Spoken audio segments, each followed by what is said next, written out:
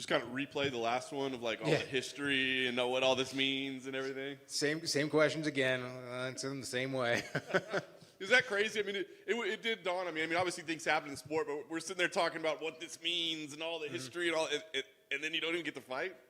Yeah, it's, I've had like 50 fights, 50 pro fights, and that's never happened to me. So, I guess there's a time for everything. Yeah. When did you find out? How did it all go down with you, find out you weren't fighting? I was in the back and saw not necessarily saw him collapse, but saw everything kind of go down, and the paramedics come in, and Sean Shelby came up to me right away and said that Bobby was sick and going to the hospital. So kind of knew at that point that it's like slim to none that something was that the fight was going to go on. So it was just kind of a waiting game. It took a couple of hours for them to finally make the call. Yeah. So what was your strategy? I mean, is it let's try to stay in shape and book something right away? Is it, well, now we need some time off? I mean, what was your play from there? Try to book something right away. I just didn't really want to fight. I know there was a card like 2 weeks after that, and after the weight cut, I didn't want to do that again. Like fly back to Jersey and then literally a week later fly back here. So that wasn't part of the plan. So fortunately, Sean was able to bust his butt and get me a fight. A couple weeks, or it took 10 days. So it was about 8 weeks since then, something like that. Yeah. So physically, I mean, was this a good length of time? It did give you a chance to, like you said, kind of stay in shape, but at the same time not put your body through a weight cut again, right? Yeah. It was actually, it worked out pretty well. I had a good couple weeks of training. My weight was low, to begin with, so there really wasn't any struggle with that, and I've been feeling good the last couple weeks. So it's it sucks being on the sidelines for 8 months. But whatever.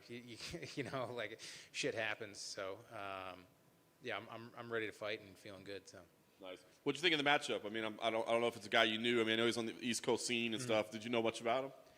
Know a little bit about him. Yeah, he's a very good grappler.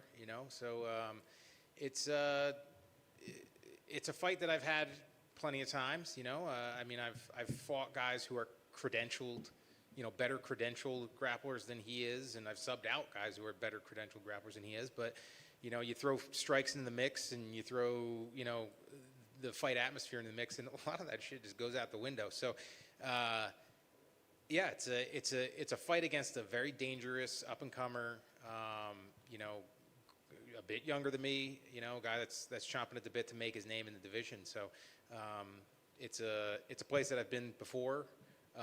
Myself as him, and it's an opponent that I've had before as well. So it's just a fight.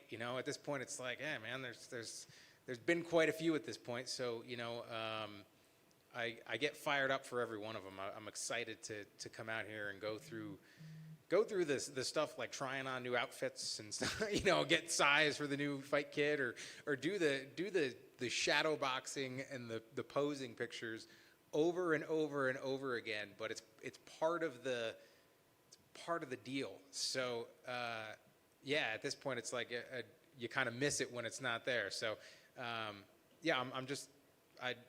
I enjoy every experience that I can get when I have the opportunity to fight. That's awesome. Last thing for me, what's the plan moving forward? I mean, obviously a win here. Do you want time off because you kind of did like back-to-back camps, or do you feel like, hey, if we're in good shape and we're good, let's just keep rolling? What's the idea? I don't like the long layoffs, honestly. I would like to fight, come out of this one healthy and fight on the McGregor-Poirier card. I think that's a good time frame for me. I can ease up for a couple weeks and then just not get too out of shape or put on weight and just get right back into the grind and keep things going. So that's my plan. We'll see if we'll see if the stars align and the matchmaking can work for me, and we'll go from there. Just a quick one for me. When you're at that stage and you're about to fight, and then you suddenly realize it's not going to happen, the opponent's out. Can you talk to me, what does that feel like emotionally? Because you put lots of physical and mental effort into getting to that point. When you realize it's taken away from you at that late stage, what is it like to just sit there and be like, oh my God? It sucks. It really sucks, you know. I enjoy it. You know, like there are plenty of fighters that have said in the past that they don't like fighting. I do. You know, sometimes it sucks, sometimes it hurts, and you know, and it's sometimes it's not that much fun being in it. But like I've accepted that it's going to be painful. I've accepted that, you know, not every night's going to be my night, but like I look forward to every one of these opportunities. You know, it's just I could sit here and say, you know, and run my mouth and say all these things that I'm capable of doing, but I can only prove it one way, and that's by stepping into the octagon. So I look at every opportunity as that, okay, this is going to be the one. This is going to be the, you know, the perfect fight. This is going to be, you know, where I show something that the UFC fans haven't seen me do yet.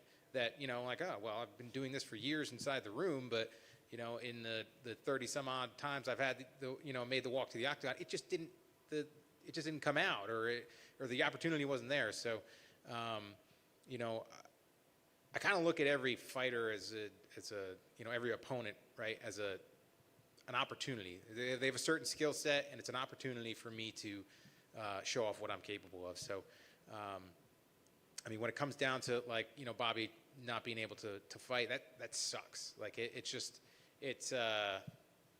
really does suck. You know, like, I feel for him. You get sick, you're dealing with stuff. Everybody has to deal with things, you know, like, you can only control so much.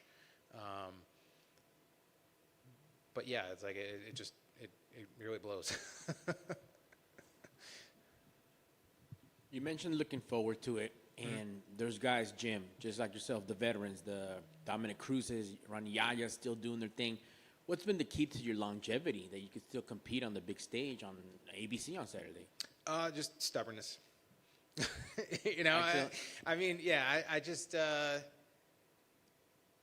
I've always kind of listened to my body, you know, even when I was younger in training, you know, and it's definitely, as you get older and you start to, you know, kind of stack up some of these injuries that just don't go away. You know, I've been lucky enough to not really have anything devastating, now, knock on wood. But, like, you know, there's plenty of things that, like, you know, my knees, my back, my neck, everything's banged up to a degree. But it's like, I know what I need to do to fight and to be dangerous, and that's to, you know, be training a certain way, and that's to just, you know, to go hard. So I've listened to my body over the years and taken some time when I needed some time. You know, like, what the hell fight was that? That was when I fought Yancey. When I fought Yancey Medeiros, it was like 10 days out from the fight, and I ended up getting the most ridiculous, like, whiplash injury. I was the last spar of camp, and I had it on film. I was sparring Mickey Gall, and he threw a hook or something like that, and I closed the distance, and I just tweaked my neck a little bit, and I was like, that's going to hurt later. You know, so I, like, finished the round, and I was 10 days from a fight, and I could have continued to try to, you know, push it and push my body, but it was like, no, man, I just need to take a couple of days and just let it relax for a little bit. And fortunately, you know, I went through the fight and was able to, you know, it didn't get aggravated, but I was in a pretty rough spot for a couple of days there, and then I did end up re-aggravating it after the fight. But you know, yeah, it's just like you gotta kind of listen to it, and I've had really good guidance over the years from you know, one of my mentors, Martin Rooney, and, like, he's coached athletes in just about every sport, and, you know, I've trained with NFL combine guys and stuff like that, and, like, I look at the way that they train and the way that a majority of us train, and it's like day and night. How much more, like, scientific and calculated they are and what they're doing, where it's like, hey, you know, oh, I'm your jiu-jitsu coach. Well, we're gonna push you hard today. Well, it's like, no, I just did strength and conditioning. I just got my cardio work. I should just be doing technique. And you know, like we definitely mash things together, and there's still aspects of our training that I don't think have evolved to the level of what the sport has become. So, you know, like I've been trying to do that, and it's hard because everybody loves sparring and rolling. You know, that's the tough part. So, but it's really just been, yeah, stubbornness of being in there and doing what I need to do.